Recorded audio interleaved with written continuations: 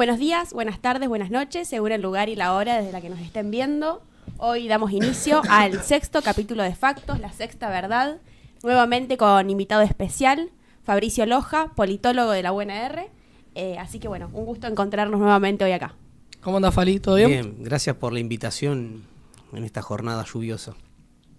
¿Conocía el estudio de acá de Mística había TV? visto las imágenes que me habías pasado, pero no lo conocía. Bien, bueno. Está muy bueno, ¿viste? Cómodo. Cómodo, confortable. Bueno, buenos días a todos, yo no había saludado. Tenemos que hacer, hay saludos que quieran mandar.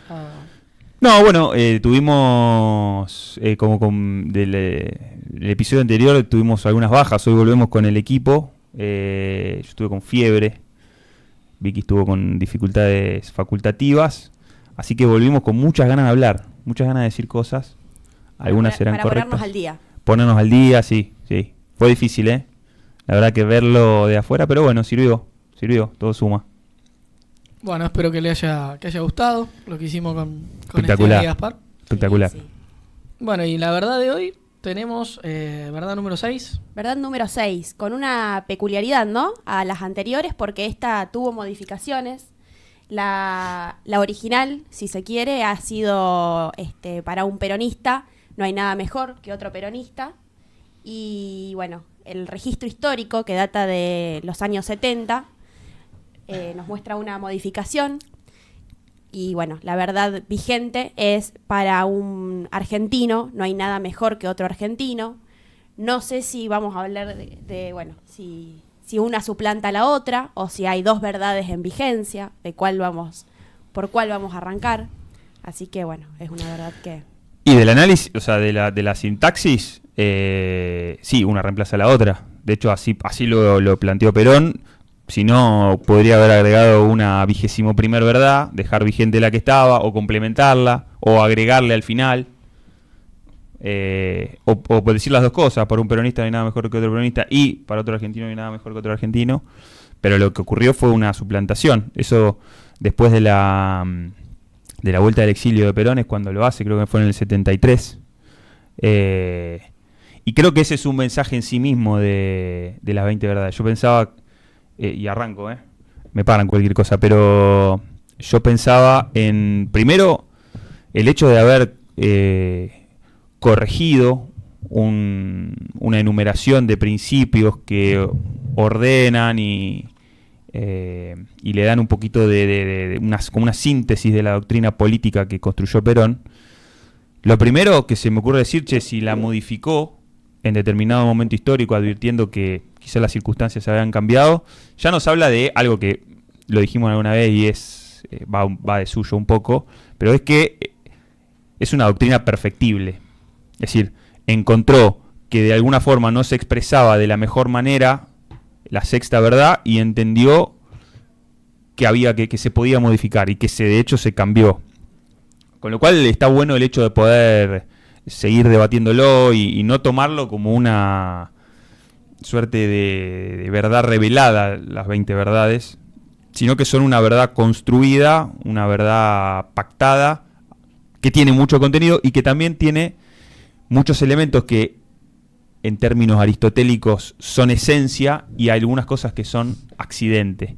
Creo que si lo modificó fue porque encontró algo accidental que podía mejorarse, que podía perfeccionarse.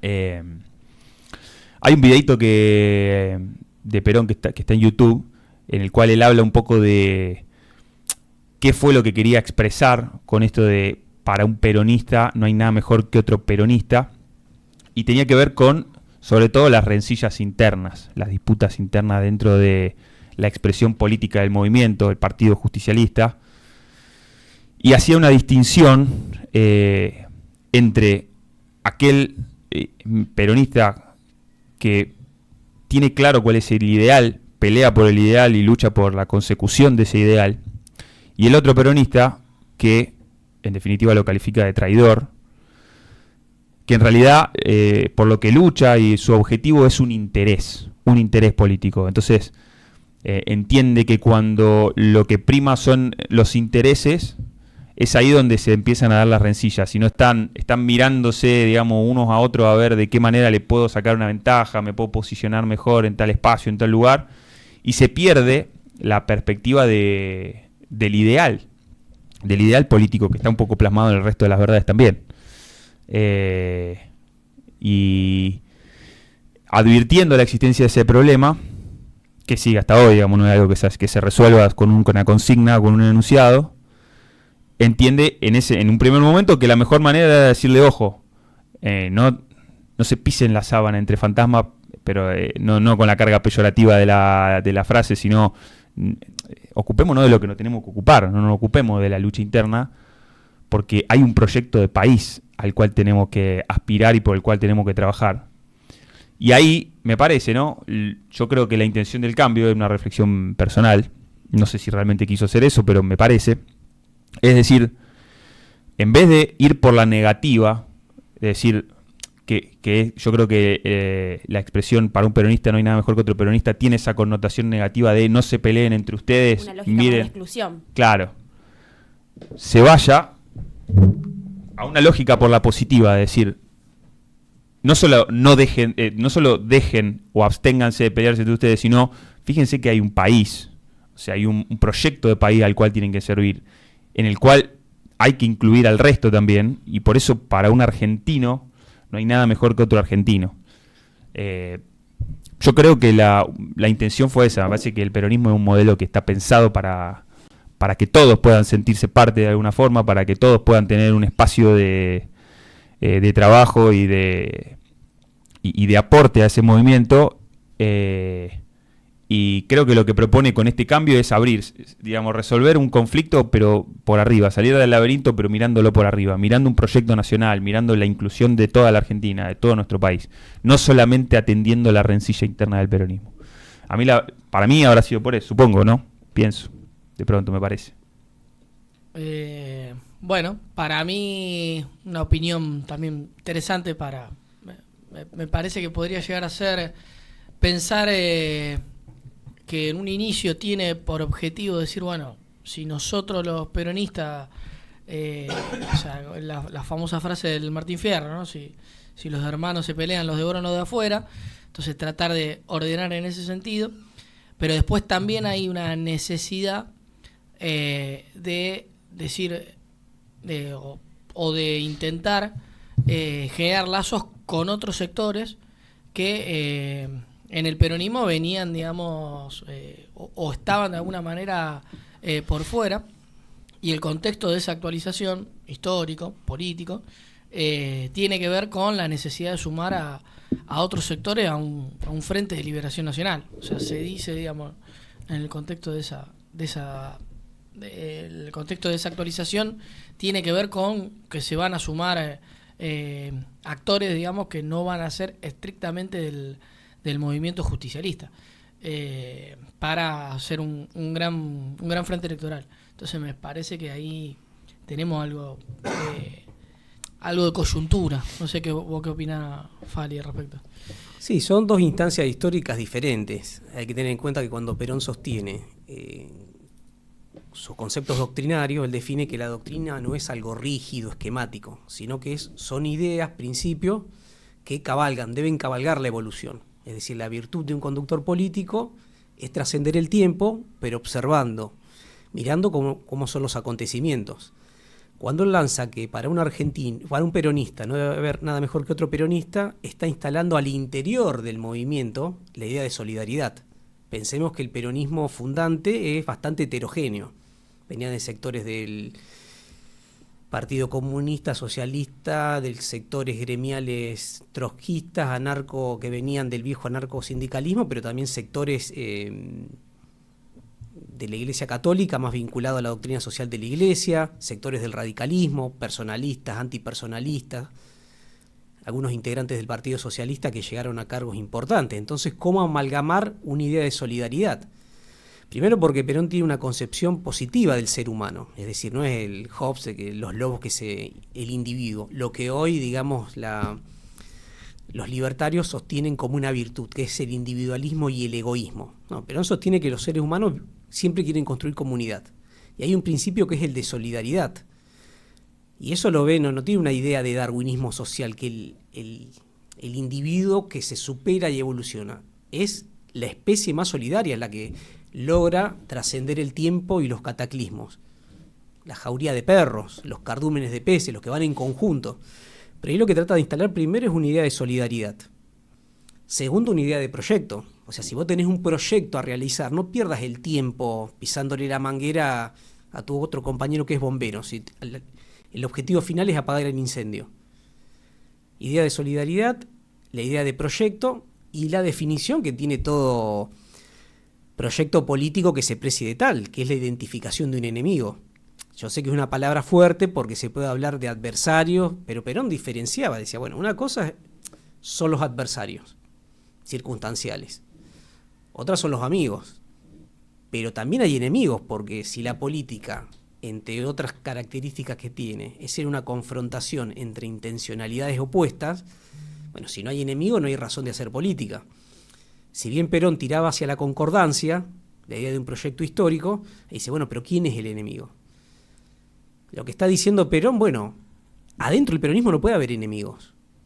No puede haber enemigos porque hay un objetivo, claro. Si no, están peleando por intereses mezquinos. Ahí no hay proyecto colectivo. Entonces, para una primera instancia es para lograr solidaridad y un poco más de cohesión interna.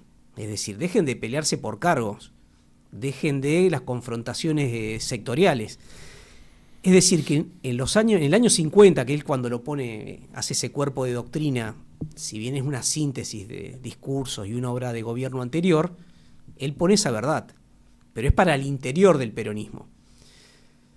A mí me parece de un salto cualitativo porque, ¿qué es lo que sostiene los años 50? Bueno, la disyuntiva es patria-antipatria, pueblo-antipueblo, peronismo-antiperonismo.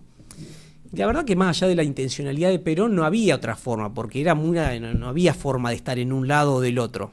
Incluso hasta el que estaba de acuerdo con determinadas políticas sociales era antiperonista, no podía estar en un término medio. A mí me parece que el salto superador, que no es coyuntural, es permanente en el tiempo, es el Perón de los últimos años del exilio y cuando retorna, es el Perón del abrazo con Balbín, es el león herbívoro. De donde dice, bueno, acá con el peronismo solo no alcanza. No alcanza. ¿Cuántos tenemos? 62% de los votos. ¿Cuánto tienen los radicales? ¿18, 20? No alcanza. Tenemos que ir a una estrategia de acumulación de poder mayor. Y es un Perón distinto, es un Perón donde... Mencionabas recién que hay videos. Bueno, hay un video... Para mí la mejor entrevista que le han hecho a Perón es una en el año 73, antes de asumir la presidencia. Perón no hace campaña en el 73, no va provincia por provincia, no necesitaba eso. Que se le hacen en su momento los tres mejores periodistas que tenía la Argentina, que era Jacobo Timerman, Sergio Villarroel y Héctor Maidana. Es como si hoy te hace, no sé, Joaquín Morales Solá, Lanata y Berbisky. Distintos, uno radical, uno más peronista, el otro más un operador político. Y le hacen un reportaje a Perón. Es larguísimo y se puede ver entero. Ahí es la sabiduría política la de Perón. Y en un momento Timerman intenta chicanearlo y le dice, bueno, general, pero usted habla de ese concepto de unidad nacional. Como si fuese el llamado de la historia, o por per se la gente buscaría un destino común. Pero eso no pasó nunca. ¿Y por qué usted cree que va a pasar? Y Perón lo mira entre triste y... con tristeza le dice, sí, eso no pasó nunca, pero con certeza Perón le dice, pero eso va a tener que pasar. Y eso no pasa porque acá lo que no comprendimos todavía es que debemos ir a otras valoraciones y tiene que haber un cambio de cultura política. Y le dice, eso para mí palo a la tendencia, le dice, acá de nosotros somos un país politizado, pero sin cultura política. Y cuando Perón habla de, para un argentino no debe haber nada mejor que otro argentino, un Perón mucho más institucionalista, donde piensa en un sistema de partidos, donde piensa en la convocatoria a los viejos adversarios, los viejos enemigos pasaron a adversarios y ahora son amigos. Entonces, el enemigo no es el que tiene otra religión, otro color de piel, otra simpatía futbolística y está en otro partido. El enemigo está afuera. El enemigo son estas formas neocoloniales que se están en este país y es lo que nosotros debemos reconstruir. Debemos reconstruir otra vez una nación, pero piensen que el enemigo está afuera, no está adentro. Ese es el llamado que hace a Perón, donde dice, bueno, acá Incluso en los discursos que él da, el 1 de mayo del 74 en el Congreso, él agradece a los partidos políticos que han apoyado todas sus políticas públicas. Hay un montón de fotos en esos meses donde él recibe a los partidos políticos. Es decir, un Perón que plantea la unidad nacional. Claro. Y está bueno lo que introducí el concepto de enemigo porque es una realidad, más allá de una aspiracional de concordia. La realidad es que hay una lucha latente. A mí lo que me parece, o lo que me venía en la reflexión, porque la frase es fuerte, no es que la quiere edulcorar, pero como para ponerla en su lugar, yo creo que lo que la doctrina peronista propone es encontrar quién es el enemigo, pero no salir a elegir, a determinar, que es por ejemplo lo que hacen otras ideas más extremas, ¿no es cierto? Siempre hacemos el contrapunto con las dos ideas más extremas, como el liberal o el socialismo, que yo creo que en su génesis eligen un adversario y casi que se definen en contra de ese adversario. Es decir, lo que define lo que son como doctrina o como ideología es un poco el adversario. Yo creo que en el peronismo no, en el peronismo en definitiva lo que se aspira es a una concordia y bueno, hay gente que estará en contra de eso y a partir de ahí se definirá él como mi enemigo. Pero no es que yo lo salgo a elegir y creo que más allá de que quizá en la práctica sea parecido, me parece que en la concepción de cómo se elige al enemigo hay un cambio importante. Es decir, yo no me defino en función de los que me atacan. Ellos me atacan, yo tengo mis principios, yo tengo mis ideas, mis valores, mi doctrina, y ahí habrá quien no esté de acuerdo y se constituya como mi enemigo. ¿Te parece algo así? O... Sí, porque Perón lo que se da un proyecto de ampliar las alianzas, porque lo que está presente en Perón siempre es la idea de comunidad nacional. La idea de comunidad va más allá del Estado o de los partidos políticos. Hay un conjunto de valoraciones que permiten la unidad. Entonces la comunidad está siempre. Cuando hace ese recuento histórico que dice, bueno, el individuo solo, la tribu, el clan familiar, siempre hay comunidad, más allá de que exista Estado, sistema o partidos políticos. Ahí me parece que Perón sí hay un posicionamiento donde el debate, cuando él plantea el abrazo con Balbín y que para un argentino no hay nada mejor que otro argentino, lo que él da sigue dando un debate ideológico. Hay quien trata muy bien en esa coyuntura, es una filósofa olvidada. José Pablo Feynman la cita admirándola, pero dice, bueno, terminó en otro lugar del peronismo que no era la tendencia, que es Amelia Podetti. Sin duda una filósofa olvidada, pero la que mayor rigor filosófico tuvo, donde ella sostiene, bueno, la revista Hechos e Ideas se llamaba, en la segunda época, en esa coyuntura donde Perón plantea eso, saca un artículo que se llama La comunidad disociada y sus filósofos. Entonces lo que plantea, retomando el discurso de Perón en el Congreso de Filosofía en el 49, dice, bueno, lo que ocurre acá, que acá estamos en disidencia con estos dos filósofos de la disociación. El individualismo extremo, Hobbes, padre de una suerte de liberalismo después perfeccionado, donde el ser humano es enemigo de no hay hermandad. Está siempre desconfiándote. Por eso debes cederle el monopolio al Estado, pero para que te cuide de que mi propiedad, mi libertad. Y por otro lado, dice otro filósofo de la disociación es Marx. No cree en la idea de comunidad. Claro. Por eso vieron que hay personas, algunos intelectuales que el anteaño pasado, diciembre, decían, todo bien con la selección, pero cortemos un poco. Pues no está bien que eso, que pobres y ricos tengan algo en común en festejar, porque eso no aplaca las contradicciones y en realidad la idea es fomentar las disidencias internas. Entonces todo lo que tenga una idea de unidad, valoraciones compartidas, y no está bueno. Y Perón dice, no, justamente eso es lo que te da esa simbología, ese sentido de pertenencia, te da una idea de comunidad. Entonces acá lo que le está diciendo, para mí abiertamente a la tendencia, ¿por qué cuestionan el abrazo con Balbín? Claro. Si nosotros, este es el gran momento que está esperando la Argentina. Perón también hace una relectura de qué pasó en el 55. Dice, acá nosotros con los partidos políticos, con los que no son peronistas también. Lo que ocurre ahí es que, bueno, hay que ver que hay un sector generacional que no comprende esa cuestión del león herbívoro. Hay algo, Fali, de lo que está diciendo que me hizo acordar, me hizo pensar mucho esta semana, que tiene que ver con una cosa de coyuntura y del deporte que parece que no tiene nada que ver, pero hay un punto, que es este muchacho Colapinto que va a participar ahora en la Fórmula 1, que es argentino. Y nada, como mucha gente se pone contento de que un argentino participe de una máxima categoría del automovilismo, gente a lo mejor que ni mira ni consume eso, pero la representación argentina, y cuánto de eso tuvo que ver Diego Maradona, de poner desde un lugar del deporte, pero poner siempre como bandera, decir, esta frase al máximo, decir, no, para un argentino no hay nada mejor que otro argentino. Y bueno, y apoyar a todo competidor argentino por una cuestión de nacionalidad. O sea, estuve pensando bastante en eso y en esta frase, de que a lo mejor en el deporte como que lo podemos encontrar muy bien, incluso en el fútbol salimos todos a festejar cuando se ganó el Mundial, pero en la política estamos lejísimos, digamos, de ese tipo de unidad nacional. Sí, bueno, Perón en realidad es como amigo del deporte, lo que sostiene también es la idea del que se puede, el poder, de decir, somos campeones mundiales, es decir, no nos ponemos en la historia en un lugar de víctimas, sino de protagonistas, así como tuvimos el primer campeón mundial de básquet fue un mundial que se jugó en el año 50 en la Argentina y después en el 55 los metieron presos, etcétera. Pero ¿cómo no vamos a poder ser campeones mundiales? Si podemos en esto, ¿cómo no vamos a poder en otras cosas?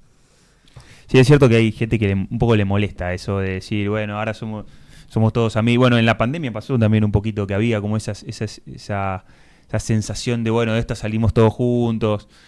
Es cierto que no es lo constitutivo, es decir, o sea, que nos alineemos atrás de la selección argentina o nos alineemos atrás de Colapinto. Ahora son todos Colapinteros la primera hora, yo el primero. Colapintero lo vengo sin mentira. Me enteré la semana, no tengo ni idea de cómo es la Fórmula 1. O con la pandemia, decir, bueno, salimos, aplaudimos a los médicos.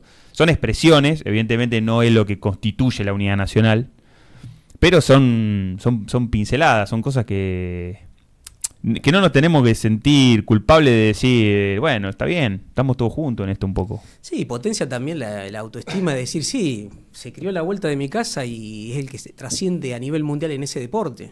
Claro. Quizás nos falte, o lo que por ahí buscamos es un correlato político, de decir, escúchame, si a costo cero de otros lugares del mundo nos sacan físicos nucleares, Universidad Pública, Instituto Balseiro, mirá, si nos vienen a sacar los físicos nucleares, mirá si no vamos a poder hacer otras cosas.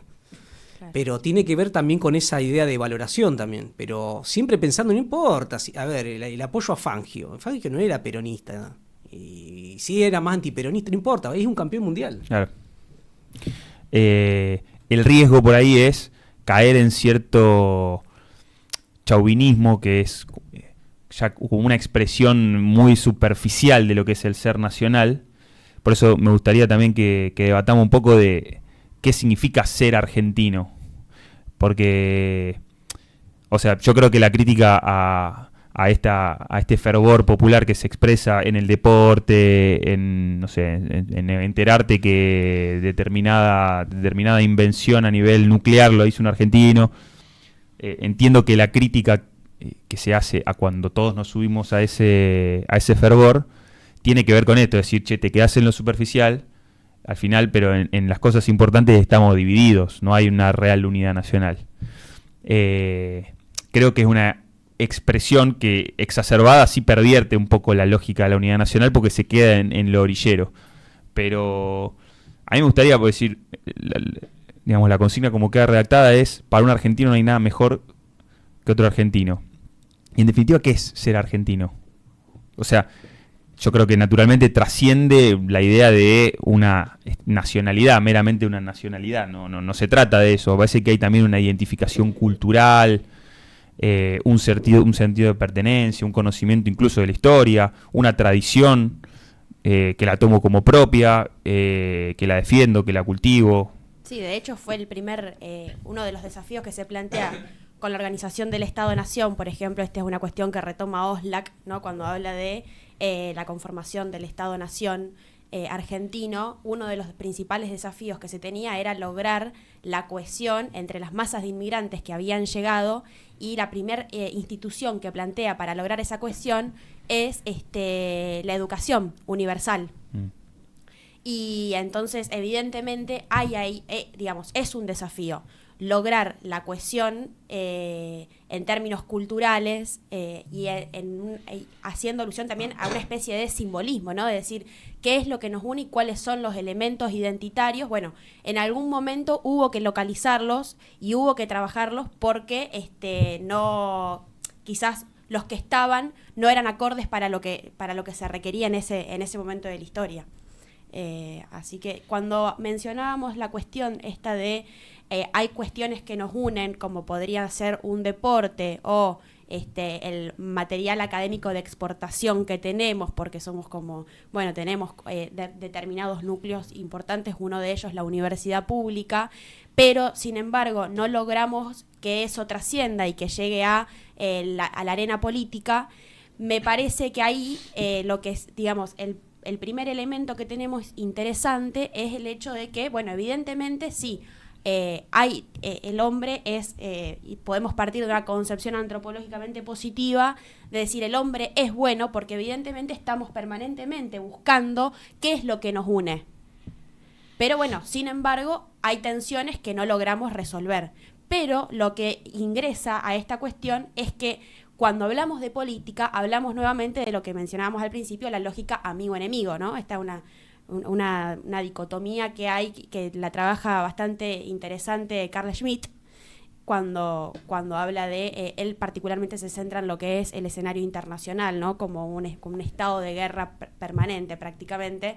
Eso me parecía interesante porque al final todo lo que estamos mencionando tiene cierta lógica y por sobre todo evidentemente prepondera la lógica dentro de la política de esta pugna de poder permanente donde hay facciones que se están disputando y que bueno, obviamente es complejo superarlo y por eso creo esta segunda verdad ya modificada apunta a eso. A mí me quedé pensando un poco con lo que decías vos, Vicky, volviendo a la parte, digamos, de amigo-enemigo, de que hoy en la política hay una cierta, si se quiere, unidad que tiene que ver con los lazos, por ejemplo, con algunas fundaciones, por ejemplo, la FURP u otras organizaciones muy vinculadas a la embajada norteamericana. Y eso la verdad que es llamativo y hasta muchas veces parece no sé, pornográfico, por decirlo de alguna manera, porque se ve encolumnado a distintos dirigentes de distintos partidos políticos detrás de embajadores extranjeros. Cameron, el inglés, ¿cómo era el otro? El yankee, bueno. La verdad que eso me hace razonar mucho porque es precisamente todo lo contrario a lo que Perón decía. O sea, si el enemigo claramente el neocolonialismo, o sea, son ellos, digamos, son los que no tienen que devolver Malvinas, son los que nos expropian la riqueza. Lo que pasa es que toda acción política tiene que... Perón no hablaba de utopía y de poder, hablaba de política y proyecto. Y cuando vos no tenés un proyecto propio, estás dentro del proyecto de otros. Eso es así, consciente o inconscientemente, si no tenés un proyecto, es todo maniobra. La acción política es todo coyuntura. Y va a terminar siendo instrumentados por otros que sí tienen en claro cuál es el proyecto. Quizás sea inconscientemente. Cuando Perón plantea el tema de, para un argentino, no hay nada mejor que otro argentino, lo está planteando también, no es algo abstracto, lo está planteando en términos de un proyecto nacional. Tengamos en cuenta que en el año 49, ¿qué hace con los filósofos conocidos en ese momento en Mendoza hablando en un congreso de filosofía?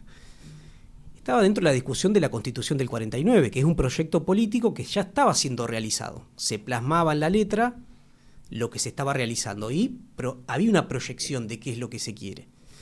Cuando Perón plantea esto en los años 70, él está dentro de un proyecto de reforma constitucional que quedó trunca, pero están los proyectos, han salido libros publicados de cuál es el proyecto de Perón, una reforma constitucional. Él para esa reforma constitucional, en conversaciones con el coronel Damasco, pocos días antes de morir se presenta el modelo argentino. Él dice, nosotros tenemos que ir a un proyecto nacional. Si tenemos un proyecto, se va a ir diluyendo eso, vamos a tener bien identificado quiénes son nuestros amigos, los adversarios, etcétera. Pero tiene que haber un proyecto nacional. Yo propongo el modelo argentino. Invito a todos los partidos políticos a formar un Consejo de Estado, que cada partido político, cada asociación, cada organización proponga cuál es su modelo para el proyecto nacional. Y ahí tengamos los puntos en común. Pero ese proyecto, si uno lee el modelo argentino para el proyecto nacional, lo que va a ver que ahí está, en su momento, lo que eran las fuerzas sociales más importantes, están todas nucleadas ahí. Quedan pocas afuera. Hoy te deberíamos incluir a otras fuerzas políticas, otras instancias sociales de organización. Pero en ese momento dice, bueno, fíjense que acá están incluidos la mayoría. El que no esté acá no está dentro del proyecto nacional. Ahí sí, el que no está dentro de un proyecto nacional, que es hacia dónde queremos ir, será nuestro enemigo. Pero si no, lo importante es que tengamos un proyecto nacional que pueda incorporar, integrar. En esa coyuntura Perón da un discurso en la CGT, que también afortunadamente está en los videos, donde él dice, bueno, yo voy a hablar un poco de esto que está dando vuelta, Rucci al lado. Esta disociación que se da entre una supuesta burocracia sindical y los troscos por el otro. Y Perón empieza a hablar del cambio climático, de la superpoblación, de la idea de Unión Sudamericana, de cuidar nuestros recursos, porque si no los cuidamos nosotros van a venir y se los van a llevar. Y después de hacer todo un análisis de política internacional, dice, se darán cuenta que esta rencilla entre la burocracia sindical y los troscos es de vuelo gallinacio. ¿Qué importancia tienen estas divisiones inútiles, inoperantes, les dice, cuando tenemos un desafío tan grande? Y ahí me parece que es esa idea de, para un argentino no hay nada mejor que otro argentino, se lo está diciendo también a la tendencia, se lo está diciendo al sector interno del peronismo, a la ortodoxia peronista. Muchos años después, protagonistas de esos años juveniles, hay un Jorge Tayana, siendo ministro de Defensa, presenta un libro sobre Perón y la defensa nacional, que es una compilación de discursos. Y en la presentación dice que él era colaborador del padre, Jorge Tayana, que era médico personal de Perón y ministro de Educación. Entonces Perón saca una ley universitaria, año 73. Bueno, todos la aprueban, salvo la tendencia, la JUP en ese momento. Entonces le dice, mira papá, vos que ya sos el médico de Perón, necesito que le llegue esto porque esto no se sostiene más. No se sostiene más esto. Va a explotar, al final se van a tomar las universidades públicas, pero sí la ley hay que agudizar las contradicciones. Bueno, les resumo la anécdota que cuenta Tayana, ¿no? Dice, el padre dice, bueno, hoy hay reunión de gabinete, veo si lo planteo ahí, y si no, como yo después tengo que hacerle el chequeo a Perón, era el médico personal, tenía 4 médicos personales, ahí veo si le tiro algo, pero espera, bueno, está Jorge hijo esperando y llega la noche, el padre, ¿y qué pasó? Dice, no, primera reunión de gabinete, y Perón se puso a hablar de que hay que institucionalizar y ir hacia una democracia social, integrar los intereses nacionales, ir hacia objetivos mayores, y esto que una nueva cultura política, se terminó la división entre argentinos. ¿Y qué pasó? Nada, habló él y no pudo hablar nadie del ministerio, de ninguna cartera. ¿Y qué pasó después? Le dice, no, después yo me lo llevé aparte para tomarle la presión, hacerle un chequeo del pulso, etcétera. ¿Y qué pasó? No, y ahí le planteé, general, vinculado a mi cartera quiero plantearle el tema universitario. Claro, Perón Bicho le dice, Jorge, es importantísimo el tema universitario. La política por amateur no va más. Acá hay una generación que tiene que capacitarse. Fíjense que se capaciten en el medio ambiente, que se capaciten en el combate a la pobreza, que se capaciten para ser los nuevos dirigentes. El tema universitario y la capacitación juvenil es la prioridad para usted. Claro, y lo deja como que le tira el... Todo tiro por elevación, ¿no? Claro, entonces le dice Jorge Tayana, padre, y ya está, como diciendo, Jorge Tayana, hijo, después dice, yo cuando escucho eso, reflexioné interiormente, Perón, mi papá, estos dos viejos no entienden por dónde pasa la política. Yo ya con la edad de mi padre me doy cuenta que ni yo ni mi organización entendíamos nada de política. Ese replanteo del llamado a la unidad nacional hay otro también protagonista de la tendencia que es Jorge Rulli. Él no montonero, pero él ya venía de las primeras resistencias peronistas, pero tenían 32, 33 años. El año 73. Dice, cuando Perón plantea para un argentino no hay nada mejor que otro argentino, nosotros resistimos. O sea, se abraza con Frondizi. Imagínense el plan con Intes, las primeras juventudes peronistas. Frondizi era lo peor que había. Y su reflexión es, Perón como generación nos necesitaba y le fallamos. Un montonero disidente, Aldo Dusdevich, sacó un libro hace varios años que se llama La lealtad, los montoneros que se quedaron con Perón. Él dice, yo en su momento no le prestaba atención, pero analizando todos los discursos de Perón, el llamado a la unidad nacional, empezar a vernos como argentinos, mi reflexión es el Perón que no quisimos escuchar. Claro que No lo quisimos escuchar. Pensamos que era un viejo pragmático que quería ganar elecciones, que sí, se juntaba o con la quiere gente, darle con- cargo Ya a los... estaba delirando, ya estaba en... Quiere darle cargo a los radicales. Pero ¿y si es nuestro? ¿Cómo vamos a dar espacios de poder? Y en realidad el poder pasaba por otra cosa. El poder pasaba por lograr núcleos de coincidencia superadores. No alcanza con los partidos políticos, no alcanza con el peronismo, no alcanza con un acuerdo de cúpula. Llamemos a los sectores sociales, llamemos a la iglesia, a las Fuerzas Armadas. El pacto, hoy por hoy se habla, no, Helvar fue el último proyecto de una burguesía industrial. Pero que es cierto que la tendencia combate discursivamente y torpedea el acuerdo, el pacto social, la firma entre Ruch y Helvar, CGT-CGE. Pero ahí estamos hablando que todo eso, si hay un proyecto, no una utopía, hay un proyecto, más o menos te ordena la cabeza y contra quién te peleas y contra quién no. Ahora, pero eso en la actualidad... Bueno, me parece que no hay justamente no hay idea de No, no hay proyecto. proyecto Esto para nada. puede Porque haber- no solamente que no hay idea de proyecto, sino que yo creo que tampoco hay seriamente una estructura de partidos políticos. O sea, hay mucha militancia, hay mucha gente que trabaja, pero eso es como que queda en un sector de la organización del movimiento que después no sé si se llega a cristalizar en quienes efectivamente tienen la posibilidad de ocupar espacio de poder. Es como que está totalmente partida, no sé, me meto, siempre que hablo de la militancia lo hago con respeto porque no me siento una palabra autorizada para hablar de militancia, pero bueno, de lo que yo veo es como que está partida la militancia de los órganos de conducción y de toma de decisiones. Y cómo toda esta lectura, ¿no?, que pasó hace 50, 40, 50 años, ¿cómo se aprendió algo de eso o no se aprendió nada? ¿O sí? O sea, hoy existe la posibilidad de pensar en un proyecto nacional.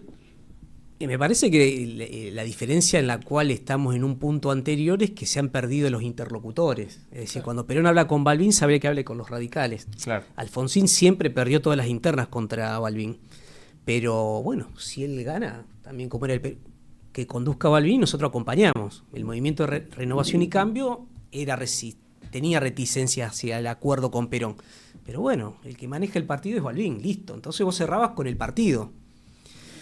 Helvar, dentro no tanto la Unión Industrial Argentina, pero la CGE, un sector de la burguesía nacional que todavía apostaba al mercado interno, era un interlocutor válido. Es decir, eran actores con representatividad.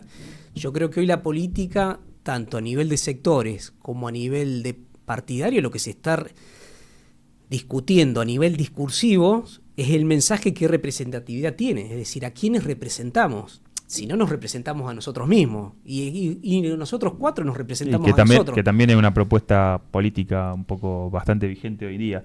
Pero si se perdieron los interlocutores, ¿y quién es el interlocutor del peronismo hoy? No, eso tiene que salir de una discusión. Pero no hay, o hay. No hay, hoy no hay alguien que pueda marcar un camino si no va se va a una interna que dilucide el camino al que se va, o se intenta un acuerdo de estructura donde la discusión ideológica quede ahí guardada, que aflore posteriormente, y bueno, veremos. Pero el tema del proyecto es ganar. ¿Ganar para qué?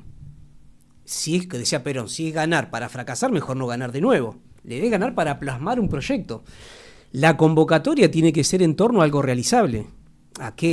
¿Cuál es la propuesta? Si no, es todo maniobra para... lleguemos a un acuerdo. ¿Para qué? Para ser competitivos. ¿Y para qué queremos ser competitivos? Para ganar. ¿Y ganar qué? para ocupar espacios de poder. ¿Dónde? En la estructura del Estado. ¿Para qué? Y para mantenernos. Pero no hay algo que supere y no le dé contenido. Claro. Eso es lo que viene pasando, me parece, a nivel del peronismo a nivel nacional, lo que vos decías, o sea, ganar, ¿para qué? ¿Para qué? 2019. ¿Para qué quería que Scioli sea presidente? ¿Para qué fue presidente Alberto Fernández? ¿Para qué quería que Massa sea presidente? O sea, ponele que ganaba la elección, ¿para qué? Es la pregunta que vos hacías, que vos te hacías.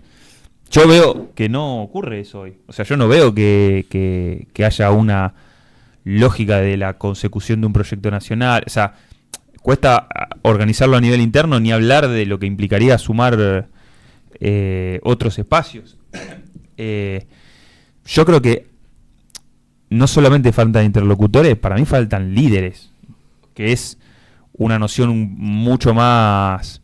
o sea, líderes que también puedan ser interlocutores, que puedan decir, como decía, yo hablaba con determinados referentes del partido, y yo sabía con quién estaba hablando, yo sabía que hablaba con el radicalismo.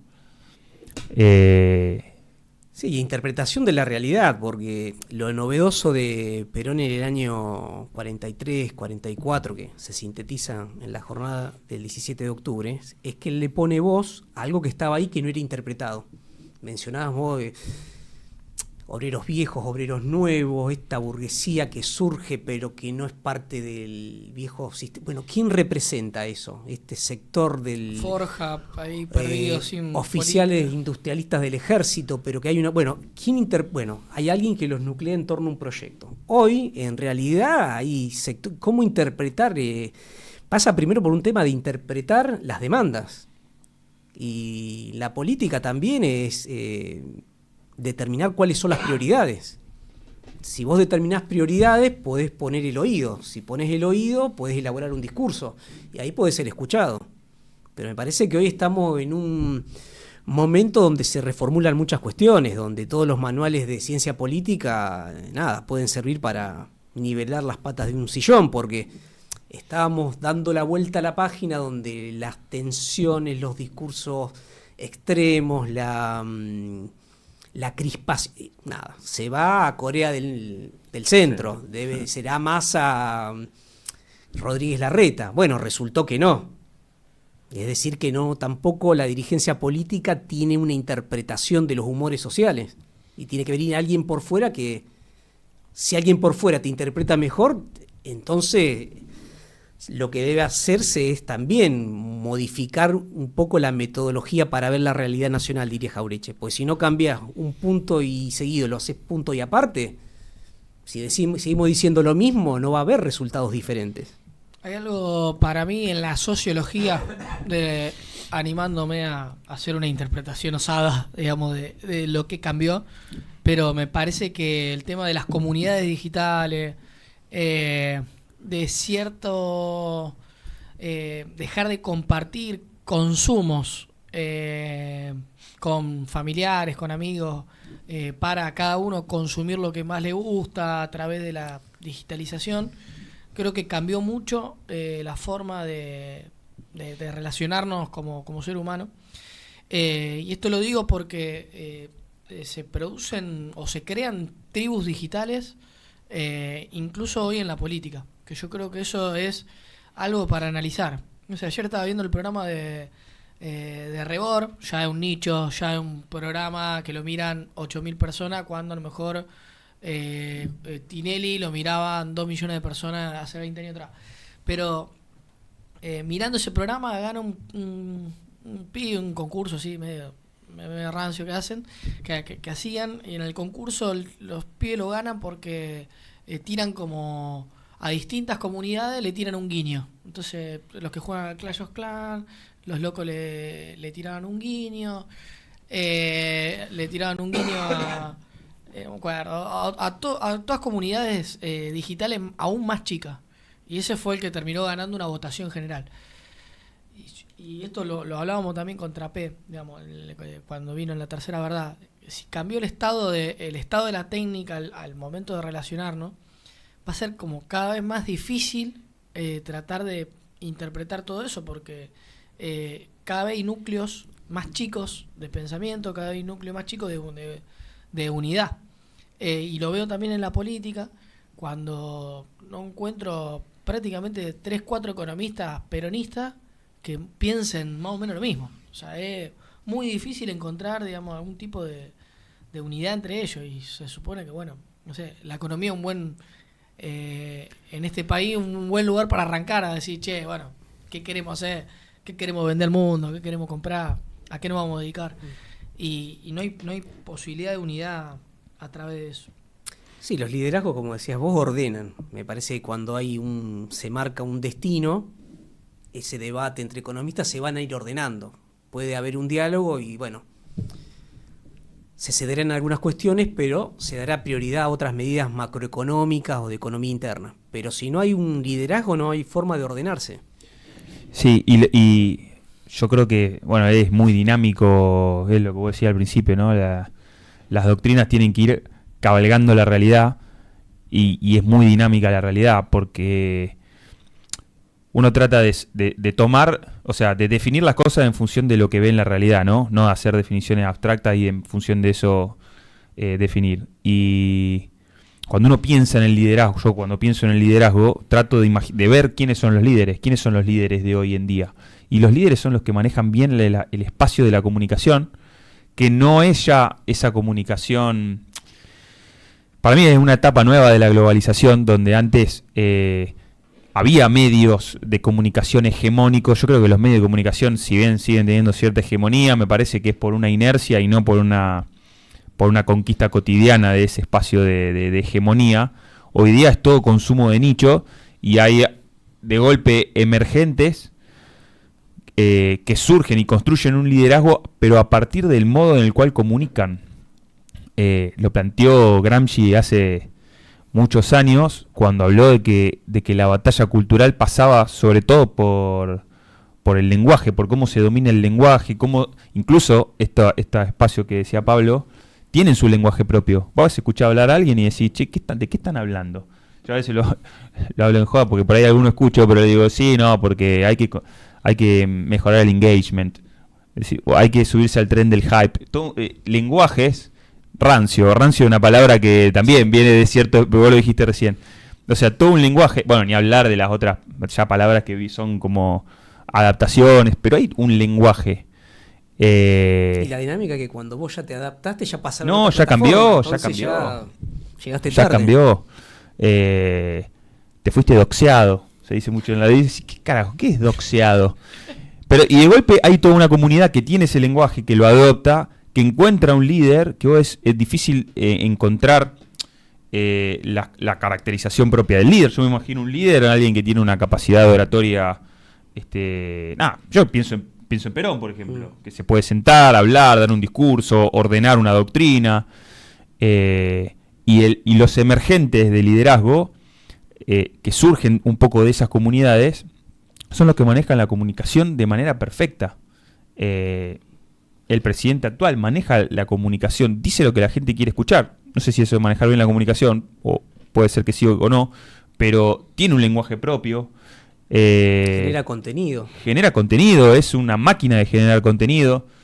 Entonces, hay que yo no lo tengo claro, la verdad. O sea, cómo volviendo a lo que hablábamos antes, ¿no? Decir, bueno, ¿quiénes son los interlocutores que representan un partido político con una doctrina como el peronismo, otro partido político con otra doctrina como el radicalismo?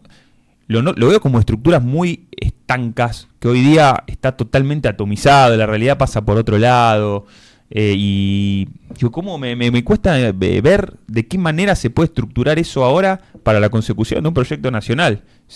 Si es que es posible, me lo pregunto, si es posible. Y si fuese posible, ¿de qué manera se constituyen los líderes? Hay algunos expositores que sí parecieran tener. Yo tengo el mío, no lo voy a nombrar, pero no lo nombro siempre, pero que yo lo veo, escucho lo que dice y digo, che, esto me interesa, me parece que este tipo sí está buscando formarse y a partir de la formación darle un contenido de verdad. Pero hay otros que terminan ocupando espacios de influencia, influencers, de nichos, y que es medio estéril eso. O sea, es un liderazgo un poco, yo lo noto como liderazgo medio estéril, es decir, difícilmente se pueda construir un proyecto nacional sobre esa base. Sí, hay que tener en cuenta que se le dice líder. Hoy, así como está, el problema es dirigencial. Bueno, pero son dirigentes, más allá del rótulo, pero son dirigentes en serio. ¿A quiénes dirigen? En realidad son nombre o una referencia. Los liderazgos es algo mucho más profundo, es algo más comprometido, donde porque ahí hay una adhesión hasta afectiva, pero vos adherís no solo a la idea, el proyecto, sino a la persona. Y sabés que esa persona va a ir hasta las últimas consecuencias, que no te va a traicionar. No me va a traicionar. Por eso yo voy a dar todo lo que tengo ahí. Estamos en un momento como donde hay un desánimo, donde podemos entrar en una meseta donde personas que también han confiado en este nuevo liderazgo virtual, efímero o no, de Javier Milei, otros dicen que los libertarios llegaron para quedarse, puede ser, pueden desencantarse de eso, pero no implica que vuelvan o se vayan al otro extremo. También puede llegar una persona que la decepción de que la política... Nosotros estamos en una etapa, como decía Scalabrini Ortiz en uno de sus libros de poemas, tierra asignada, tierra de profetas. Claro, los profetas no aparecen en una economía de abundancia, aparecen en el desierto, las voces que claman en el desierto. Pero decía Scalabrini, si las tierras asignadas paren profetas...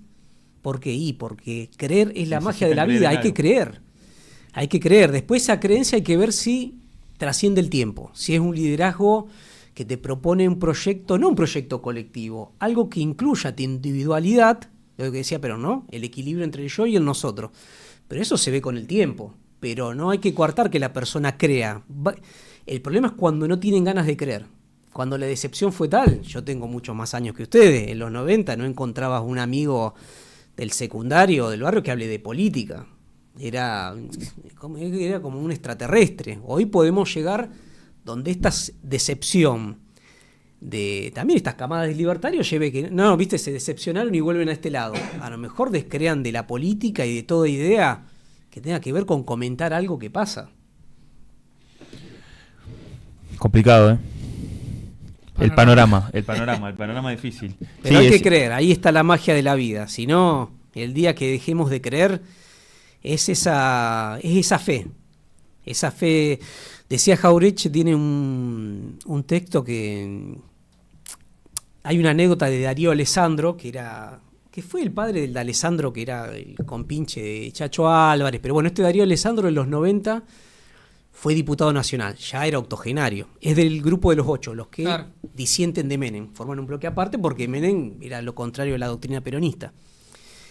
Y él era de los más jovencitos de Forja. Y dice que año 40, 41, dice. Forja tiene una impronta grande, 35, 36, pero en los años 40 ya empieza... Decía Rodolfo Puigros, en el año 40 todos los partidos políticos eran conservadores en la Argentina. Todos eran conservadores. Y dice que año 41, 42, Jauretche era más grande que ellos tenían 20 y pico, ya tenía 40 y algo Jauretche, imagínense lo que eran para personas casadas 2 o 3 de la mañana, algo pasó. Y Jauretche era un gran publicista, ¿no? Que el afiche, que hay que pegarlo así, diseñarlo de esta forma, pongan más grande los argentinos somos sonso, y la pasión ahí. Y en un momento Darío Alessandro veía que algunos compañeros se estaban yendo, le dice, ¿por qué se van? Le dice Jauretche. Mire, don Arturo, usted no se enoje. No, dígame, mozo. Nosotros los más jóvenes agradecemos todo lo que hace usted acá, pero no estamos para pensar todo el tiempo en política. Imagínense, todavía estamos en plena década infame, no podemos pensar en esto. Y aparte, fíjese que no lo tome a mal, pero las convocatorias nuestras cada vez viene menos gente. No es esa. Y dice, ¿por qué viene menos gente? Entonces Darío Alessandro, pues a la gente le interesa otras cosas. ¿Y qué le interesa? El tango, el fútbol. ¿Sabe por qué le interesa el tango y el fútbol? Porque las personas necesitan en qué creer, necesitan una fe.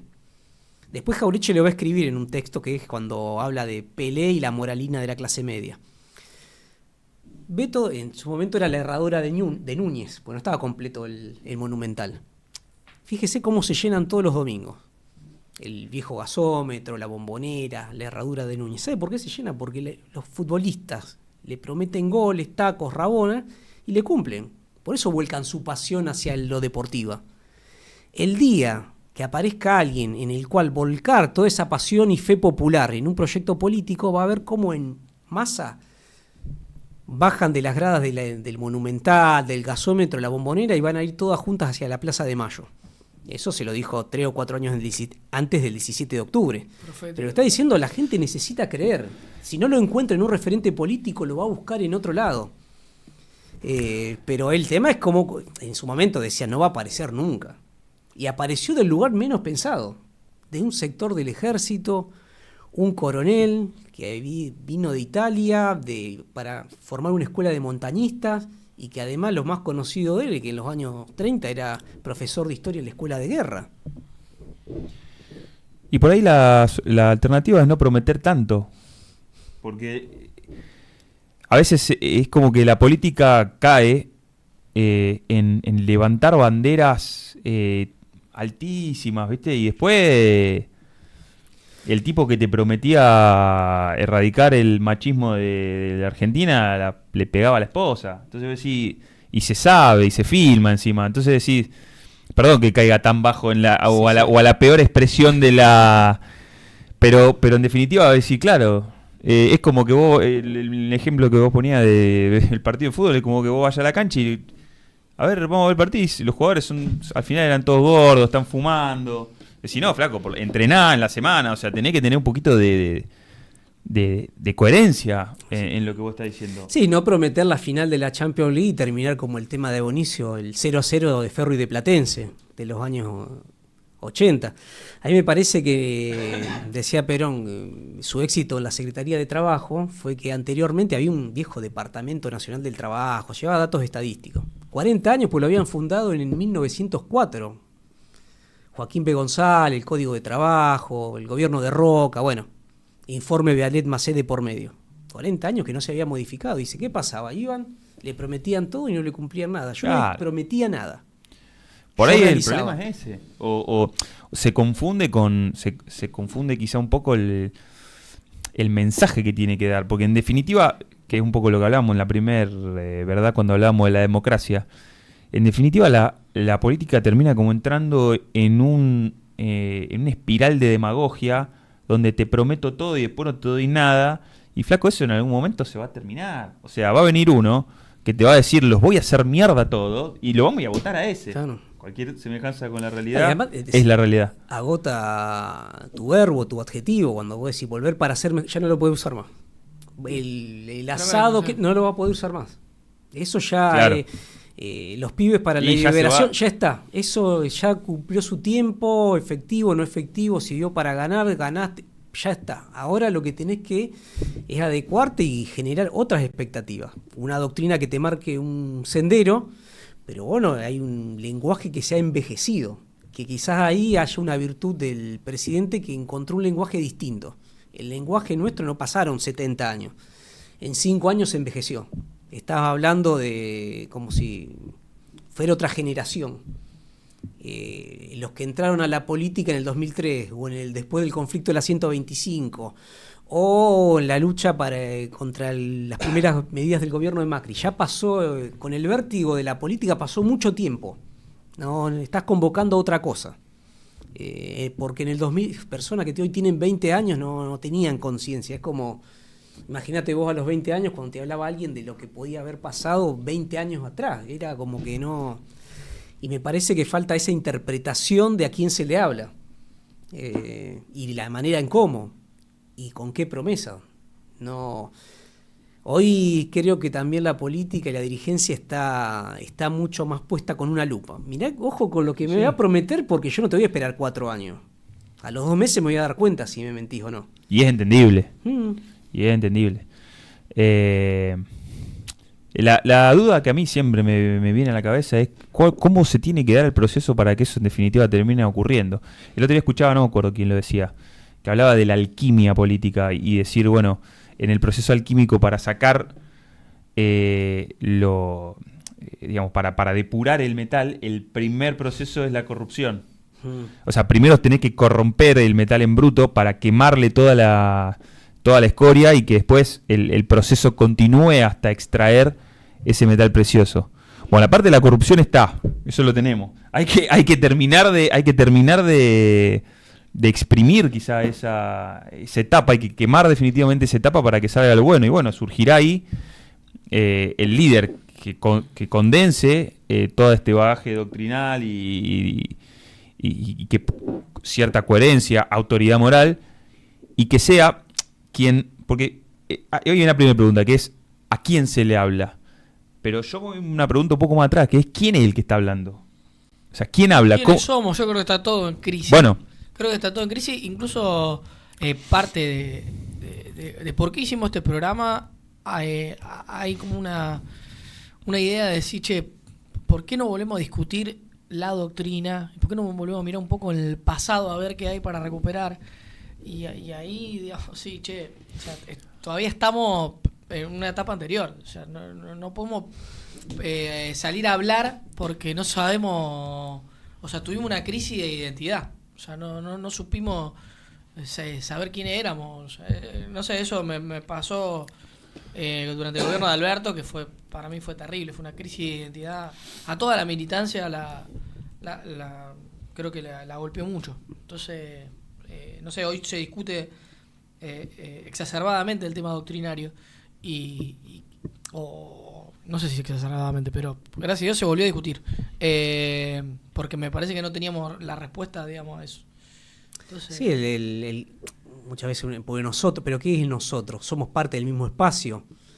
Me parece que ahí, en términos de metáfora bíblica, si los mercaderes siguen en el templo y no lo corre una nueva generación, van a seguir ahí. Pero el desafío y el cuestionamiento debe venir, como dice el Martín Fierro, el fuego para calentar debe venir siempre de abajo. Pero ahí debe haber un desafío de que, a ver, si con los mismos métodos y con los mismos mariscales de la derrota van a volver a marcar el camino, vamos, no hay manera. Pero ahí debe haber un cuestionamiento interno. Si no hay un cuestionamiento interno de quién te conduce, cuál es el proyecto, de qué doctrina, no hay manera, porque hay una dirigencia envejecida, no solo biológicamente, sino discursivamente, donde para hacer promoción política hoy se apela a un país que se encontró post-2001. Pero eso ya pasó, te voté justamente pues, en el 2007, en el 2011, casi en el 2015, pero ya pasó, ya ese argumento... No, ya está. Ya está. Entonces ahora... Ya no se puede tirar más. Y aparte le dio una victoria en 2019, qué sé yo, y la desaprovechaste completamente. Ya está. Listo.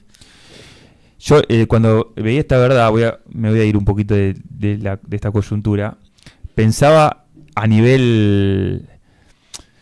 Porque digo, bueno, para un argentino no hay nada mejor que otro argentino, ¿no? Eso se entiende en un contexto, que es todo el contexto que venimos desarrollando, que comentaba también Fali.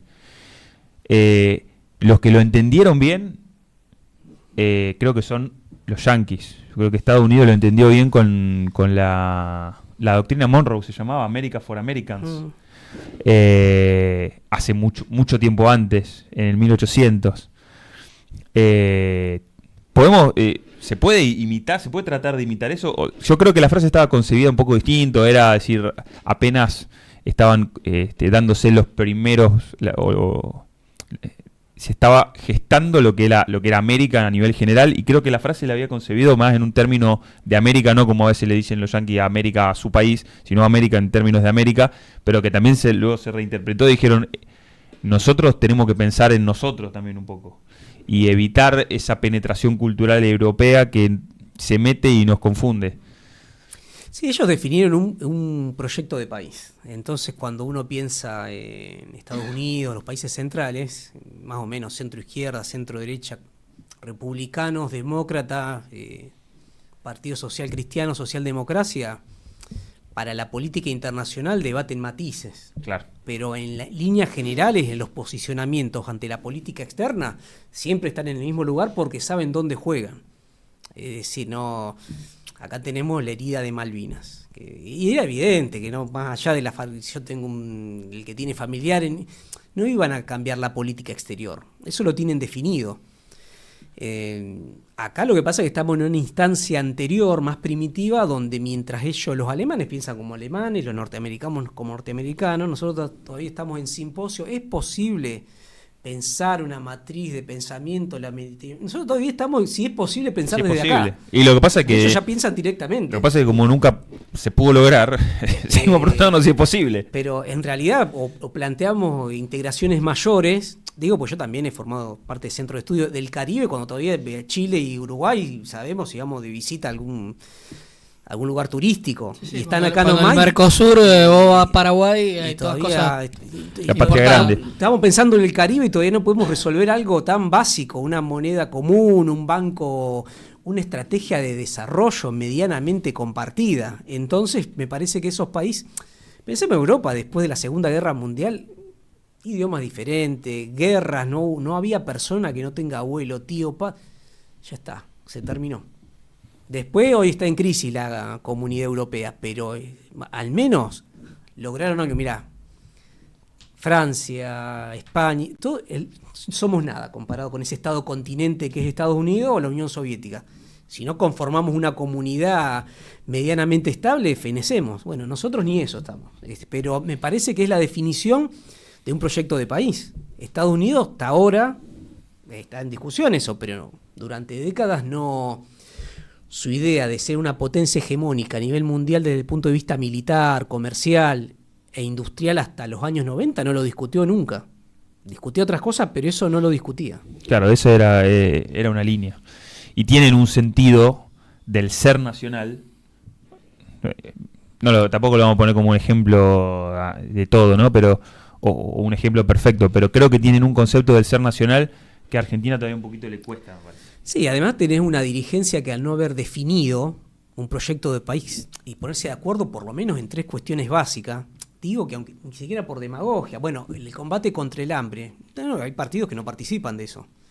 Bueno, no, la miseria es total. Tampoco, me parece que ahí estos sectores han definido una estrategia interna de acumulación de poder, donde nadie saca los pies del plato y nadie va a filtrar información o va a pedirle intervención extranjera porque el partido político diferencia en política de Estado, de gobierno y de partido.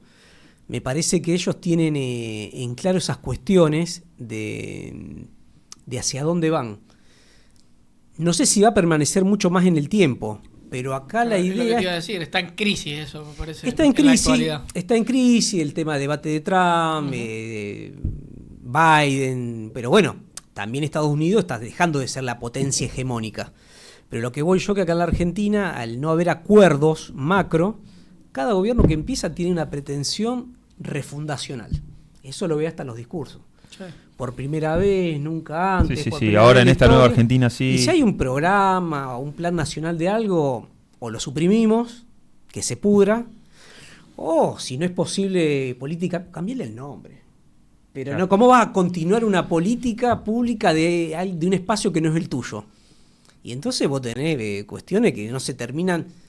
No digo algo específico desde el punto de vista de una política cultural. Estamos hablando, yo no termino un gasoducto no le pongo 1 kilómetro porque si no va a quedar que el proyecto fue del anterior. El elefante blanco. Sí, acá en Rosario durante mucho tiempo vos tenías lo que se conoce como el monumento al pozo. No, el CEMAR era el viejo monumento al pozo. Eso era parte del segundo plan quinquenal.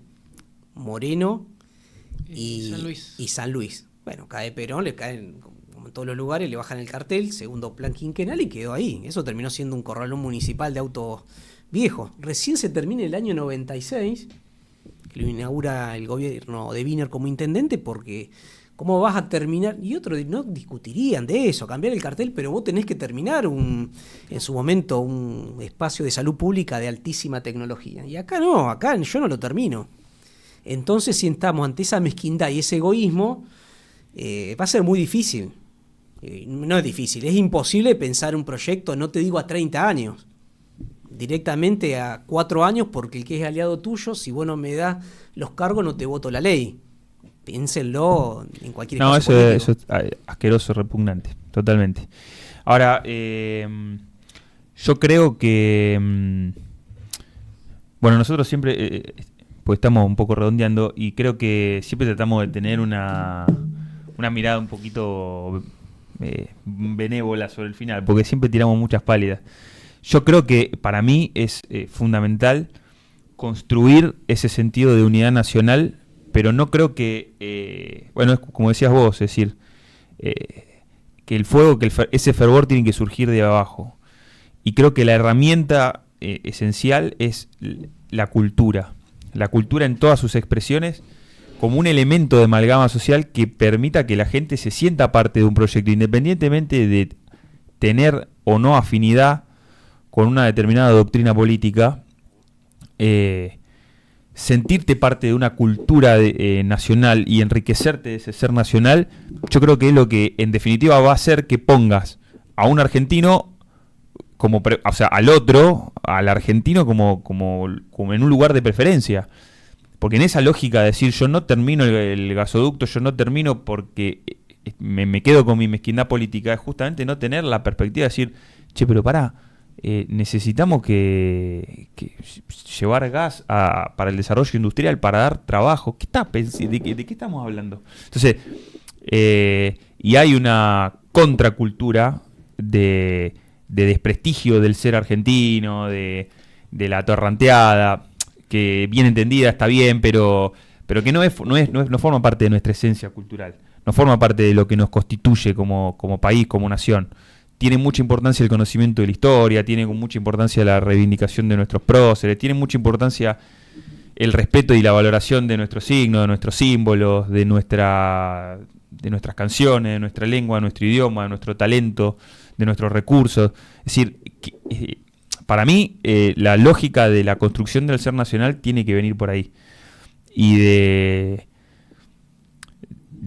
reivindicar permanentemente eso, generar espacios para reivindicar eso, conocerlo más y quererlo un poquito más. Me parece que si empezamos, como para poner un primer ladrillo en esta pared, si empezamos por ahí podemos empezar a construir desde la base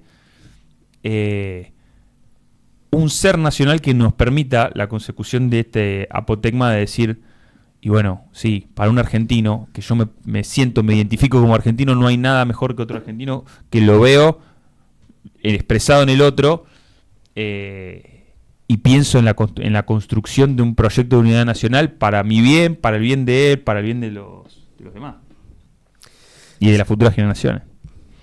Sí, yo para ir cerrando, vos hablabas de la palabra construcción. Nosotros afortunadamente no partimos de cero, de la nada. Yo creo que la idea de construcción es interesante desde el momento que te saca prejuicios, te permite integrar personas que estuvieron excluidas a derechos, etcétera. Pero no partimos de la nada. La posmodernidad por ahí nos lleva a la deconstrucción permanente y nosotros debemos en algunos aspectos, sobre todo en la elaboración de un proyecto colectivo que incluya lo individual, es reconstruir. Nosotros debemos reconstruir los lazos comunitarios. Pero ¿por qué digo reconstruir? Porque existieron, no es que planteamos de tierra arrasada. Yo antes de decir, no es cierto que estuvimos 500 años desangrando y 5 siglos igual. Nosotros en la historia nacional, para circunscribir la Argentina, hemos ganado campeonatos. Es decir, hemos logrado muchísimas cuestiones. En otros lugares dicen, no, pero ustedes no se quedaron, no están desde la nada. Pero que en Argentina llegaron a hacer eso. Todavía lo pueden hacer, claro que lo hicimos. Entonces hay una historia, hay que conocerla, pero eso es lo que te prende decir, claro, y si pudimos hace 50 años, hace 70, hace 20, mirá si no lo vamos a poder hacer. Por eso nosotros debemos también dar el desafío de poder reconstruir, no de la misma forma, porque cambian los individuos, las subjetividades, los actores sociales, pero nosotros tenemos mucho para reconstruir.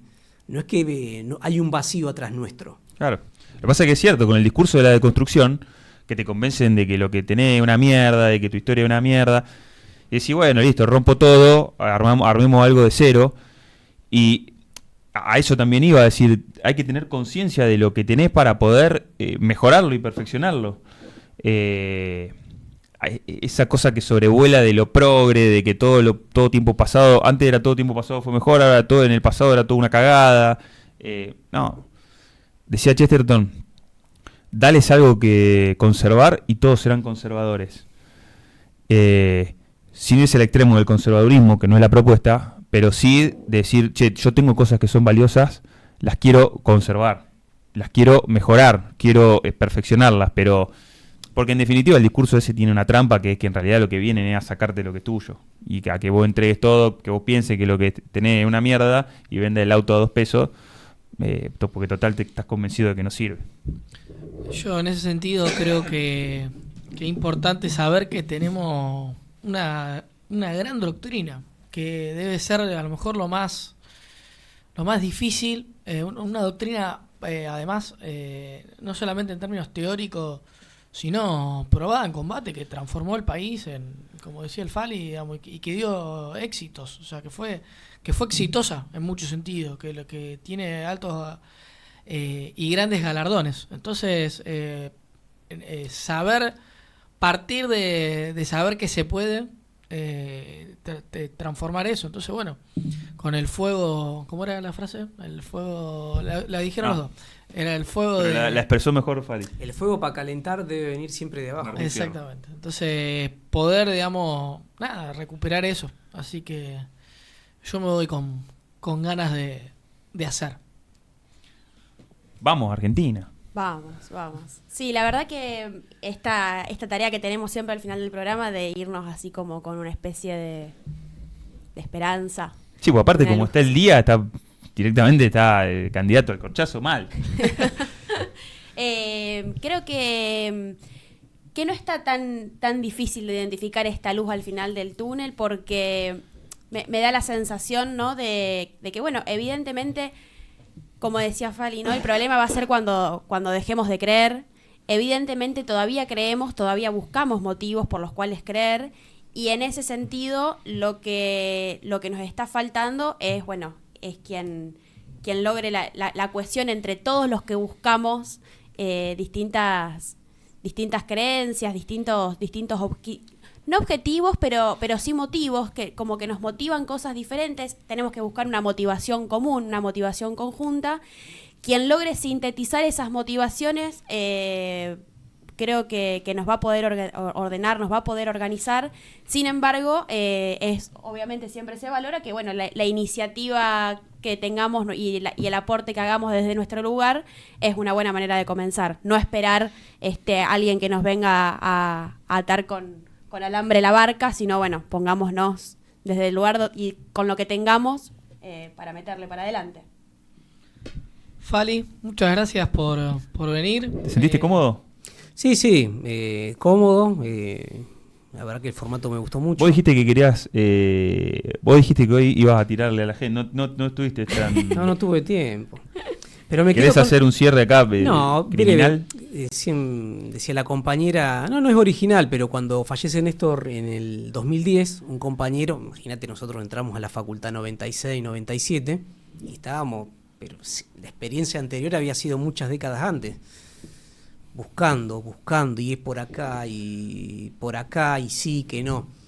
Y cuando fallece Néstor, un compañero escribe en un portal de noticias, sintetiza todo, al final dice, como generación, ¿no?